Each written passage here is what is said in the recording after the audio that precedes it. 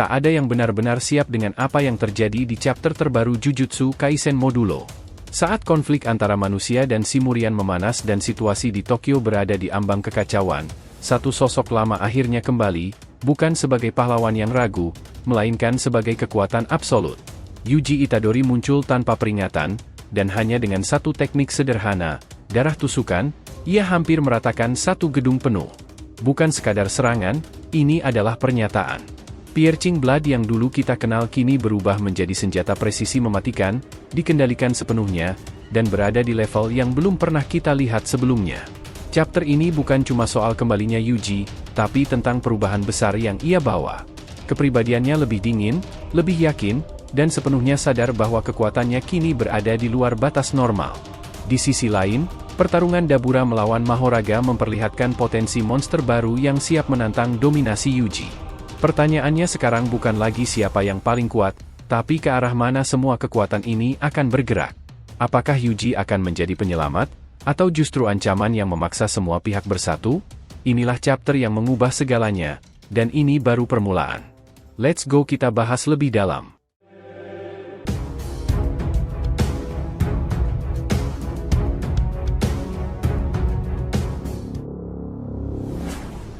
Oh iya, biar terus bisa berinteraksi dengan kalian, subscribe dan bantu ramein video ini ya sob. Yuk, kita masuk pembahasannya. Seperti biasa, kali ini kita bakal ngebahas review full chapter 19 manga Jujutsu Kaisen Module. Dan ya, episode ini jelas bukan episode sembarangan. Ini adalah salah satu momen yang paling ditunggu-tunggu oleh fandom, karena akhirnya Yuji Itadori kembali ke panggung utama. Secara keseluruhan, chapter ini benar-benar gila. Banyak hal besar yang terjadi, tapi jujur saja, kembalinya Yuji langsung mencuri perhatian dan menutupi hampir semua kejadian lain di episode ini. Meski begitu, kita tetap bakal kupas tuntas semua detail penting yang terjadi. Jadi tanpa basa-basi lagi, langsung kita mulai pembahasannya. Chapter 19 sendiri berjudul, Sebuah Kemajuan Besar, judul yang sangat pas karena secara spesifik merujuk pada pertarungan antara Dabura melawan Mahoraga. Di sini, potensi Dabura untuk berkembang benar-benar diperlihatkan dengan jelas. Cara bertarungnya, cara berpikirnya, sampai bagaimana dia belajar di tengah pertempuran, semuanya naik level. Melanjutkan dari chapter sebelumnya, Dabura memang menargetkan Mahoraga untuk dikalahkan dengan kekuatan fisik murni. Ia mengaktifkan teknik khusus yang memperkuat tubuhnya secara ekstrim, bahkan sampai mencoba mendekati kecepatan cahaya. Hasilnya, serangan Dabura melesat dengan kecepatan yang benar-benar di luar nalar. Serangan pertamanya langsung mengenai Mahoraga dan menghancurkan salah satu tangannya. Namun di saat yang sama, hal ini justru memberi Mahoraga kesempatan untuk mulai beradaptasi. Di titik ini juga terungkap bahwa Dabura bertarung menggunakan mata ketiganya, memaksimalkan seluruh potensi tempurnya. Secara pribadi, langkah Dabura ini bisa dibilang sebuah kesalahan, karena pukulan awal itu memberi Mahoraga data penting untuk menyesuaikan diri dengan kekuatan fisiknya. Meski begitu, setelah memahami kemampuan adaptasi Mahoraga, Dabura memilih untuk tidak menahan diri. Ia meningkatkan kecepatannya secara brutal. Setiap langkahnya membuat bangunan runtuh, menandakan bahwa kecepatan yang ia capai benar-benar berada di level yang belum pernah ditunjukkan sebelumnya. Dalam benaknya hanya ada satu tujuan, harus lebih cepat, harus mendekati kecepatan cahaya. Saat Dabura berhasil mendekat, Mahoraga terlihat nyaris tak bisa bergerak. Namun, mendekati kecepatan cahaya ternyata bukan perkara mudah. Ketika Dabura mencoba melancarkan tendangan pamungkas, ia menyadari sesuatu yang mengerikan, beban di sekelilingnya terasa luar biasa berat. Udara tak lagi mengalir bebas, melainkan menjadi kaku, hampir seperti benda padat. Meski tubuhnya berada di ambang kehancuran, Dabura menolak mundur. Ia memaksa dirinya melampaui batas, mengingat kembali sosok Doula yang menjadi sumber tekadnya. Dengan dorongan itu, Dabura akhirnya berhasil melancarkan tendangan telak ke arah Mahoraga. Sepanjang serangan itu, Mahoraga nyaris tidak bergerak sama sekali. Dan itu masuk akal. Bergerak di kecepatan mendekati cahaya adalah kegilaan mutlak. Dalam kondisi seperti itu, Mahoraga tak punya pilihan selain menerima hantaman tersebut. Dampaknya pun luar biasa. Tubuh Mahoraga meledak akibat kekuatan serangan Dabura, sementara Dabura sendiri terpental jauh setelah mengerahkan seluruh tenaganya. Namun sayangnya, Mahoraga belum sepenuhnya musnah. Roda adaptasinya masih utuh, dan bahkan ada bagian tubuhnya, berupa tulang, yang tetap berdiri. Seperti yang sudah kita tahu, selama Mahoraga belum dihancurkan total, ia akan terus bangkit dan kembali bertarung. Melihat situasi itu, Dabura menyadari satu hal penting. Mahoraga jauh lebih mudah beradaptasi terhadap serangan fisik sederhana dibandingkan teknik yang kompleks. Ini jelas menjengkelkan, tapi di saat yang sama, Dabura merasakan sesuatu yang baru, sensasi kesenangan dalam pertarungan. Untuk pertama kalinya, sebagian dari dirinya benar-benar menikmati pertempuran ini. Sebuah panel ikonik pun muncul, memperlihatkan Dabura dan Mahoraga saling menatap sambil tersenyum. Sulit untuk tidak bertanya-tanya, apakah Mahoraga juga menikmati pertarungan ini. Meski ia lebih menyerupai monster, satu hal yang pasti, makhluk ini hidup untuk bertarung. Lalu muncul adegan paling aneh sekaligus unik di chapter ini. Dabura dan Mahoraga digambarkan seolah sedang menari dengan penuh kegembiraan.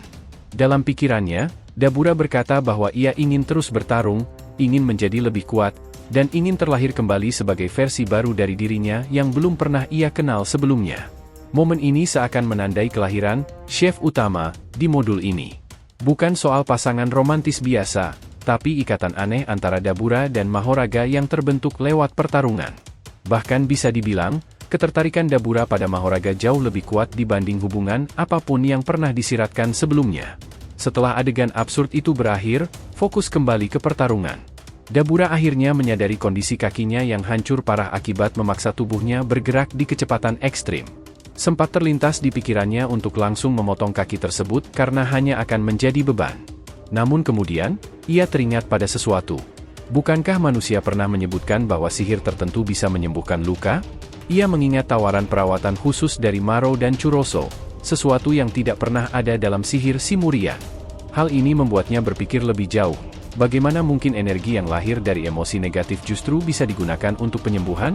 Sejak awal pertarungan, Dabura juga sudah merasakan bahwa pedang Mahoraga memancarkan energi yang berbeda. Bukan energi terkutuk biasa. Dari situ, sebuah kemungkinan muncul di benaknya, mungkin ada teknik yang mampu mengubah energi terkutuk menjadi energi positif. Dan berkat pemikiran sederhana namun jenius itu, Dabura pun mulai meregenerasi kakinya. Di titik ini, Dabura benar-benar membuktikan satu hal penting. Dia adalah seorang jenius murni. Yang selama ini kurang darinya hanyalah pengalaman tempur. Dari segi potensi, dia sudah berada di level yang sangat tinggi. Prestasi seperti ini sebelumnya hanya pernah dicapai oleh Higuruma, yang mampu mempelajari teknik terbalik secara instan di tengah pertempuran. Dan sekarang, Dabura berhasil mengulangi pencapaian luar biasa tersebut. Tak diragukan lagi, Dabura terus mematahkan ekspektasi. Setelah kakinya pulih, ia tersenyum dan mengakui dalam hati bahwa ilmu sihir dari bumi memang berada di kelas yang berbeda. Dengan kondisi tubuh yang kembali prima, ia pun bersiap melanjutkan pertarungan. Namun untuk sementara, fokus cerita berpindah. Adegan beralih ke markas para penyihir, tempat mereka membahas dampak besar dari duel antara Dabura dan Yuka-chan. Menurut perhitungan mereka, selama pertempuran itu berlangsung, ada kemungkinan besar roh-roh terkutuk yang bersembunyi di bawah Tokyo akan panik dan melarikan diri, menyebar ke segala arah layaknya sarang laba-laba yang diguncang. Masalah utamanya bukan kualitas roh-roh tersebut, melainkan jumlahnya. Roh terkutuk kelas 2 ke atas kemungkinan besar tetap bertahan di Tokyo, tetapi roh level rendah yang ketakutan akan bergerak secara membabi buta dan menerjang apapun yang ada di hadapan mereka seperti gelombang besar. Tugas para penyihir adalah membasmi mereka sebelum situasi makin tak terkendali. Sebagai langkah antisipasi, wilayah-wilayah tak berpenghuni di prefektur sekitar Tokyo ditetapkan sebagai zona evakuasi dengan radius sekitar 10 km. Selain itu, spesifikasi penghalang yang mengelilingi Tokyo telah disesuaikan agar sebisa mungkin mengarahkan roh-roh terkutuk ke arah laut. Meski begitu, para penyihir tetap diminta untuk tidak lengah dan menjalankan misi ini dengan presisi tinggi. Tujuan utamanya jelas, memastikan satu-satunya korban hanyalah Yuka-chan, karena itulah jalan terbaik baginya. Setelah itu, perhatian beralih ke Ozuki, yang tampaknya memiliki rencana tersendiri. Ia menegaskan bahwa mereka tidak bisa berharap manusia akan mematuhi aturan duel Desunte.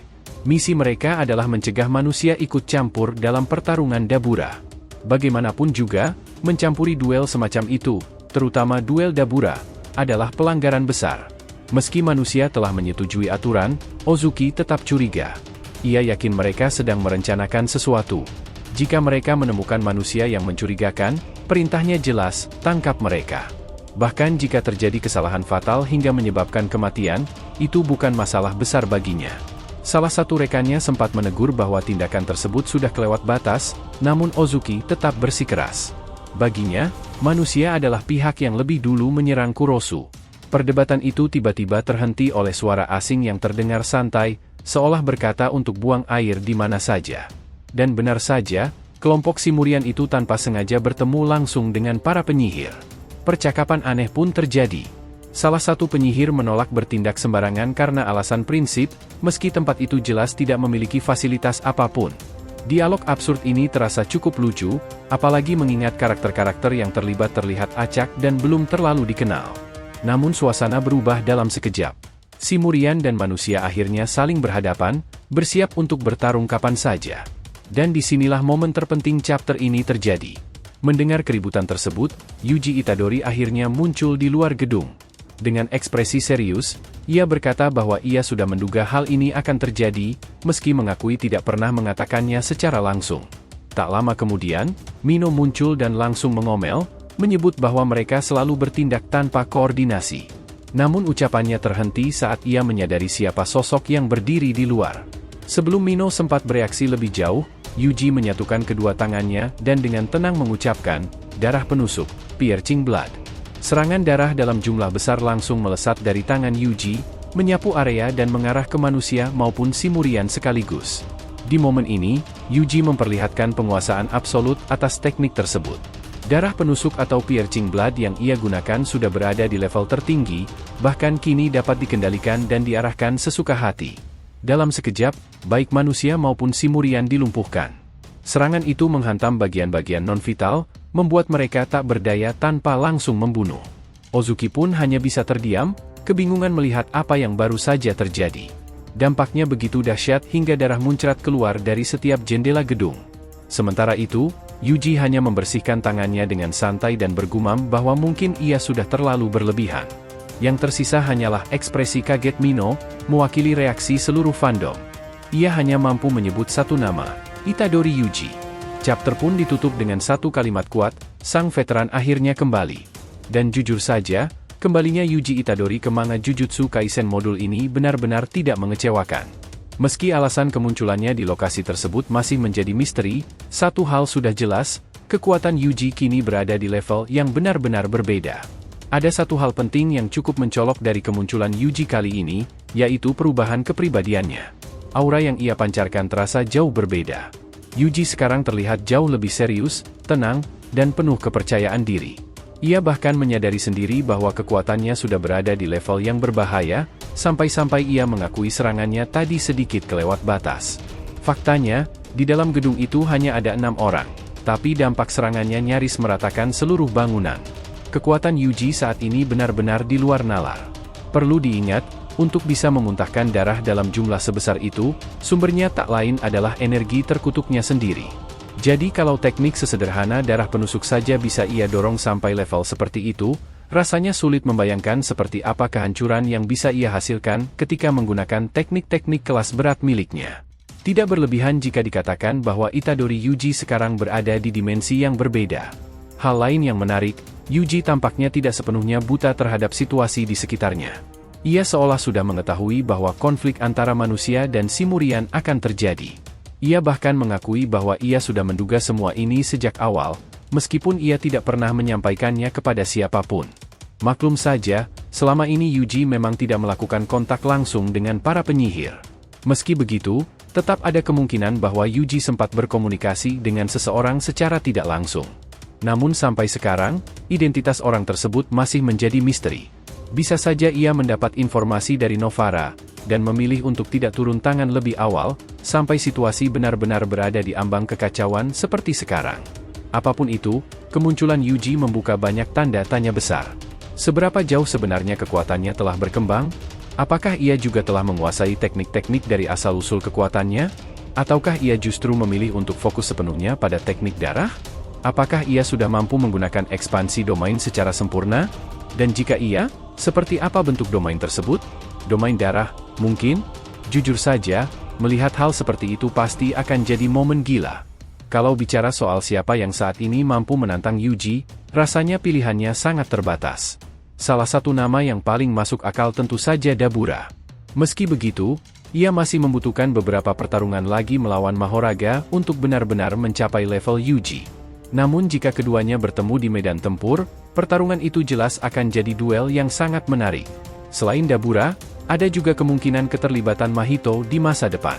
Ia bisa saja menjadi kandidat lawan yang cocok bagi Yuji. Namun dengan level kekuatan Yuji sekarang, besar kemungkinan Mahito bisa diselesaikan dalam waktu singkat. Secara pribadi, harus diakui bahwa melihat Yuji dalam kondisi seperti ini terasa sangat memuaskan. Ia bukan hanya kuat, tapi menyadari sepenuhnya bahwa dirinya adalah yang terkuat. Dengan posisi itu, ia punya kebebasan untuk menentukan langkahnya sendiri. Tinggal menunggu keputusan apa yang akan ia ambil selanjutnya. Ada juga spekulasi menarik dari sebagian penggemar. Tindakan Yuji yang menyerang manusia dan Simurian sekaligus bisa membuatnya dianggap sebagai ancaman bersama. Jika itu terjadi, bukan tidak mungkin kedua pihak justru akan bersatu untuk menjatuhkannya. Skenario seperti itu terdengar gila, tapi di titik cerita sekarang, semua kemungkinan terbuka. Sedikit kembali ke Dabura dan pertarungannya sebelumnya, semakin jelas bahwa ia memiliki potensi luar biasa. Saat ini, ia bisa digambarkan seperti Sukuna versi mentah, belum berpengalaman, tapi memiliki kekuatan mentah yang mengerikan, ditambah kecerdasan tinggi dalam dunia sihir. Yang kurang dari Dabura hanyalah jam terbang. Bahkan ada kemungkinan, jika suatu saat Yuji menggunakan ekspansi domain, Dabura bisa saja menanggapinya secara alami. Entah dengan domain sederhana, atau bahkan dengan meniru dan mengembangkan domainnya sendiri di tempat. Potensi duel antara Dabura dan Itadori jelas bukan sesuatu yang bisa dianggap remeh. Dan dengan itu, pembahasan kita kali ini pun berakhir. Yos, itu memang menarik sekali si Nakama. Terima kasih banyak telah mengikuti cerita ini sampai akhir. Jika ada yang ingin ditanyakan silahkan ya, feel free tulis di kolom komentar di bawah ini teman-teman. Thanks ya, telah menonton video ini and we'll be coming back again.